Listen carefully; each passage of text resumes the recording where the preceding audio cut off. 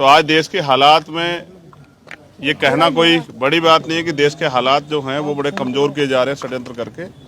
ऐसे में हमें एकजुट रह के अपने प्रदेश के लिए भाईचारे की एक नई पहल करनी चाहिए और जो कमज़ोर लोग हैं जिनको अधिकार नहीं मिले उनके अधिकार किस तरह से मिले इसके लिए भी संघर्ष करना चाहिए। उसी कार्य को हम लोग आगे बढ़ा रहे हैं। और ये सब आरएसएस बीजेपी के लोग, ये वो लोग हैं जो इस देश को बांट के रखना चाहते हैं। ये वो लोग हैं जो ऊंच नीच की भावना पैदा करते हैं। मेरे मन में बहुत सारे सवाल थे जी। एक बड़ा सवाल ये था कि बाबा साहब अम्बेडकर ने ये सिक्खी क्यों एक्सेप्ट नहीं की। ये जो सवाल है आज इसका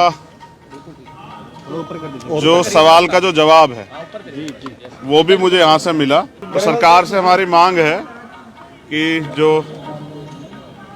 बंदी सिख हैं उनको तो जल्दी से जल्दी रिहा करें। कि दुनिया के अंदर ਜਿਹੜਾ ਸਿੱਖੀ ਨਾਲ ਪਿਆਰ ਰੱਖਦਾ, ਮਨੁੱਖਤਾ ਦੀ ਗੱਲ ਕਰਦਾ, ਮਾਨਵ ਅਧਿਕਾਰਾਂ ਦੀ ਗੱਲ ਕਰਦਾ, ਤਾਂ ਉਹ ਜਦੋਂ ਵੀ ਸਿੱਖ ਇਤਿਹਾਸ ਕਿਤੇ ਵਰਣਨ ਹੁੰਦਾ ਤਾਂ ਉਹਦੇ ਅੱਖਾਂ ਵਿੱਚ ਹੰਝੂ ਹੁੰਦੇ ਆ। ਅੱਜ ਜਦੋਂ ਸਾਹਿਬਜ਼ਾਦਿਆਂ ਦੀ ਗੱਲ ਚੰਦਰ ਸ਼ੇਖਰ ਯਾਦ ਕਰ ਰਿਹਾ ਸੀ ਉਹਦੇ ਅੱਖਾਂ ਵਿੱਚ ਹੰਝੂ ਸੀ। इस गल की कदर करते। देश में जो कमज़ोर तबके हैं उनके भले के लिए, उनको खड़े करने के लिए जो गुरुओं ने पहले से प्रक्रिया जो है प्रयास किए वो आगे बढ़े और यहाँ इंसानों को इंसानों जैसा जीवन जो है, जो सिक्खी में का गुण है, जो सिक्खी की पहचान है कि मानव मानव एक समान, वो बना रहे, जो अभी किन्हीं कारणों से नहीं बना हुआ है। तो आज देश के हालात में ये कहना कोई बड़ी बात नहीं है कि देश के हालात जो हैं वो बड़े कमज़ोर किए जा रहे हैं षड्यंत्र करके। ऐसे में हमें एकजुट रह के अपने प्रदेश के लिए भाईचारे की एक नई पहल करनी चाहिए और जो कमज़ोर लोग हैं जिनको अधिकार नहीं मिले उनके अधिकार किस तरह से मिले इसके लिए भी संघर्ष करना चाहिए। उसी कार्य को हम लोग आगे बढ़ा रहे हैं। गुरुओं ने जो कुर्बानियाँ दी हैं उन कुर्बानियों से हमें सीख लेनी चाहिए कि किस तरह से जो है एक अच्छे विचार के लिए, एक अच्छे रास्ते के लिए और मानवता के भले के लिए कुर्बानियाँ सदियों से जो है दी गई और आगे भी देते हम लोग जो है रहेंगे। कौन लोग देश को कमजोर कर रहे हैं? ये वो लोग हैं जो नहीं चाहते इस देश में भाईचारा बने। कौन है? और ये सब आरएसएस बीजेपी के लोग, ये वो लोग हैं जो इस देश को बांट के रखना चाहते हैं। ये वो लोग हैं जो ऊंच नीच की भावना पैदा करते हैं। तो इसलिए ऐसे लोगों से हमें अपने लोगों को सावधान रखना। लेकिन ये हिंदू राष्ट्र की बात कर रहे हैं, लेकिन ईसाई धर्म में परिवर्तन जो हो रहा है, चाहे वो हिंदू धर्म हो चाहे वो सिख धर्म हो, बड़ी संख्या में हो रहा है। तो फिर ये प्रचार कहाँ रह गया? फिर हिंदू राष्ट्र के लिए प्रचार कहाँ है? देखिए, ये सेकुलर मुल्क है, इसमें संविधान है। सभी धर्मों पंथों को अपनी पूजा अर्चना उपासना करने का अधिकार है और उसको आगे बढ़ाने का अधिकार है। एक मुल्क पहले से जो है धार्मिक हुआ था पाकिस्तान के रूप में, उसका हमने इतिहास देख लिया कि उनको कितनी कीमत चुकानी पड़ी। हम अपने देश को ताकतवर देखना चाहते हैं और जिसकी पहचान है वो बनी रहनी चाहिए। मुझे लगता है किसी एक धर्म के बारे में अगर प्रयास किया जाएगा तो इससे बड़ा नुकसान होगा, देश में कॉन्फ्लिक्ट पैदा होगा, वो नहीं होना चाहिए। जथेदार साहब से आपकी जो बातचीत हुई उसका सारांश बता दीजिए। कितनी देर मीटिंग चली? देखिए, मेरे मन में बहुत सारे सवाल थे जी। एक बड़ा सवाल ये था कि बाबा साहब अम्बेडकर ने ये सिक्खी क्यों एक्सेप्ट नहीं की। ये जो सवाल है आज इसका जो सवाल का जो जवाब है वो भी मुझे यहाँ से मिला इस किताब के रूप में। तो आज जत्थेदार साहब से मिलके बहुत सारी जो जानकारियाँ थी वो हासिल की, क्योंकि मैं सीखने के समय में हूँ। धीरे धीरे हम लोग सीख रहे हैं। तो ये भी एक ऐतिहासिक जगह है जहाँ से आप सीख सकते हैं। तो आपको क्या आश्वासन दिया जत्थेदार साहब? जत्थेदार साहब ने आश्वासन दिया, उनका आशीर्वाद है कि इस लड़ाई में जो है उनका आशीर्वाद मुझे हमेशा मिलता रहे और मैं उनसे वादा करता हूं कि मानवता के भलाई के लिए जो भी काम मुझसे बन पड़ेगा मैं उसके लिए लगातार तैयार रहूँगा। मैं कभी इस देश में मानवता किसी लड़ाई को नहीं चूकूंगा। बहुत बहुत इस जो है पवित्र दरबार साहब पे जो है आके अच्छा लगा।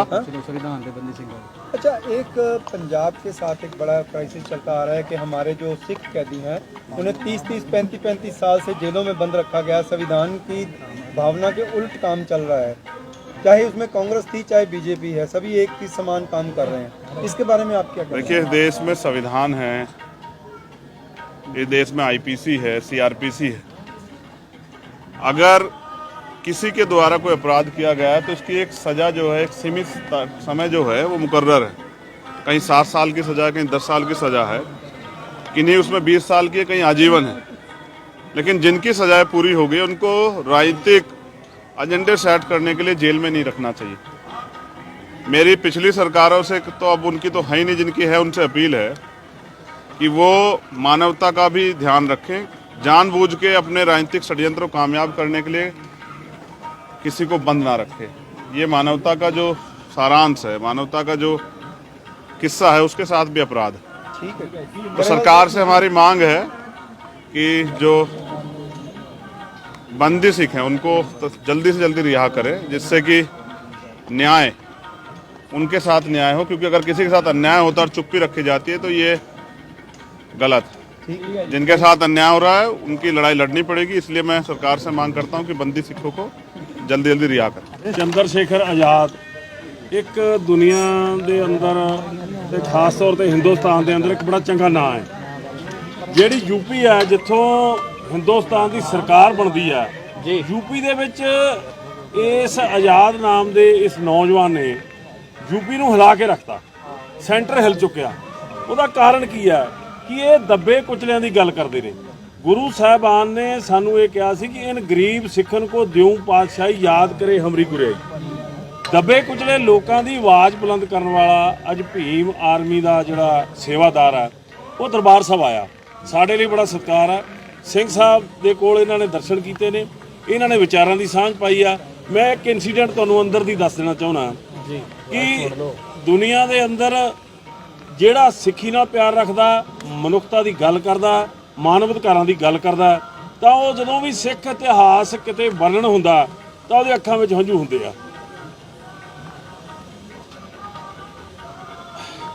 ਅੱਜ ਜਦੋਂ ਸਾਹਿਬਜ਼ਾਦਿਆਂ ਦੀ ਗੱਲ ਚੰਦਰ ਸ਼ੇਖਰ ਯਾਦ ਕਰ ਰਿਹਾ ਸੀ, ਉਹਦੇ ਅੱਖਾਂ ਵਿੱਚ ਹੰਝੂ ਸੀ। ਇਸ ਗੱਲ ਦੀ ਅਸੀਂ ਕਦਰ ਕਰਦੇ। ਇਹਨਾਂ ਨੂੰ ਆਇਆਂ ਨੂੰ, ਜੀ ਆਇਆਂ ਨੂੰ। ਸਾਡੀ ਲੜਾਈ ਉਸ ਬ੍ਰਾਹਮਣਵਾਦ ਦੇ ਖਿਲਾਫ ਆ ਜਿਸ ਬ੍ਰਾਹਮਣਵਾਦ ਦੇ ਖਿਲਾਫ ਗੁਰੂ ਸਾਹਿਬ ਨੇ ਸਾਨੂੰ ਸਥਾਪਿਤ ਕੀਤਾ।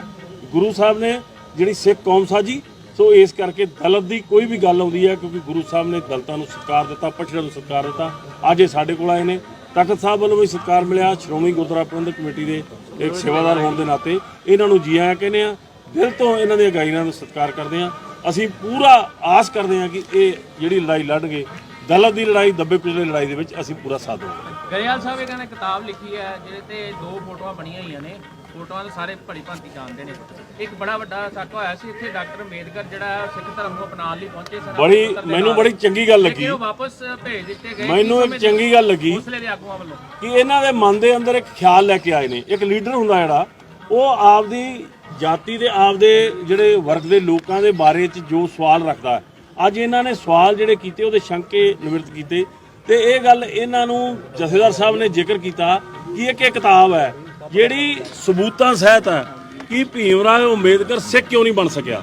ਇਸ ਦੇਸ਼ ਦੇ ਉਦੋਂ ਜਿਹੜੇ ਕਾਬਜ ਲੋਕ ਸੀ, ਜਿਹੜੇ ਅੰਗਰੇਜ਼ਾਂ ਦੇ ਟਾਊਟ ਸੀ, ਮਹਾਤਮਾ ਗਾਂਧੀ ਵਰਗੇ, ਉਹਨਾਂ ਲੋਕਾਂ ਨੇ ਅੰਬੇਦਕਰ ਸਾਹਿਬ ਨੂੰ ਸਿੱਖ ਬਣਨ ਤੋਂ ਰੋਕਣ ਦੇ ਵਿੱਚ ਵੱਡਾ ਰੋਲ ਅਦਾ ਕੀਤਾ। ਇਸ ਕਿਤਾਬ ਦੇ ਵਿੱਚ ਇਹ ਸਾਰਾ ਵਰਣਨ ਹੈ। ਤੇ ਮੈਂ ਇੱਕ ਹੋਰ ਗੱਲ ਦੱਸ ਦਿਆਂ ਜਿਹਦੇ ਲਈ ਮੇਰੇ ਮਨ ਦੇ ਅੰਦਰ ਆਜ਼ਾਦ ਲਈ ਸਤਿਕਾਰ ਰਹੇਗਾ। ਇਹ ਕਹਿੰਦਾ ਵੀ ਇਸ ਕਿਤਾਬ ਦਾ ਮੈਂ ਹਿੰਦੀ ਵਰਸ਼ਨ ਨਹੀਂ ਕਰਵਾਉਣਾ, ਮੈਂ ਇਸ ਕਿਤਾਬ ਨੂੰ ਪੜ੍ਹਨ ਵਾਸਤੇ ਪੰਜਾਬੀ ਸਿੱਖੂੰਗਾ। ਇਹ ਬਹੁਤ ਵੱਡੀ ਗੱਲ ਆ। ਅਸੀਂ ਇਹਦਾ ਸਤਿਕਾਰ ਕਰਦੇ ਹਾਂ।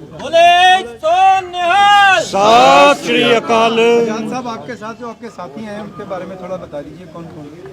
हमारी स्टेट की लीडरशिप है यहाँ की, हमारी हरियाणा की लीडरशिप, और जो भी आपके माध्यम से मुझे देखेंगे ये सब तक संदेश चला जाएगा कि हमारी आस्था हमारे गुरुओं में, महापुरुषों में कितनी मजबूत है।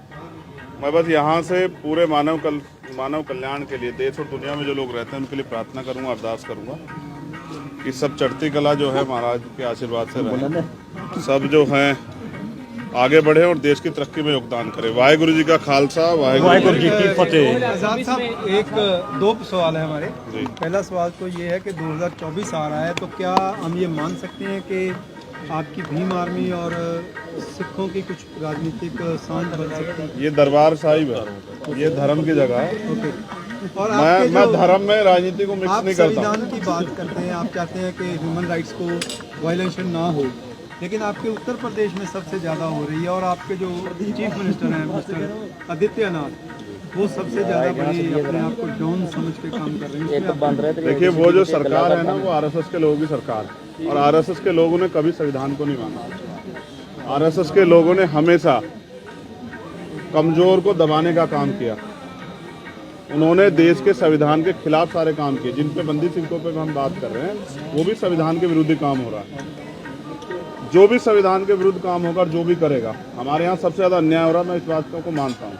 वहाँ हिटलरशाही चल रही है, लेकिन ये कुदरत का निजाम, प्रकृति परिवर्तन करती है। जब अन्याय बढ़ेगा तभी अच्छे लोग एकजुट होकर इस लड़ाई को लड़ेंगे। वाहिगुरू जी का खालसा, वाहिगुरू जी की फतेह।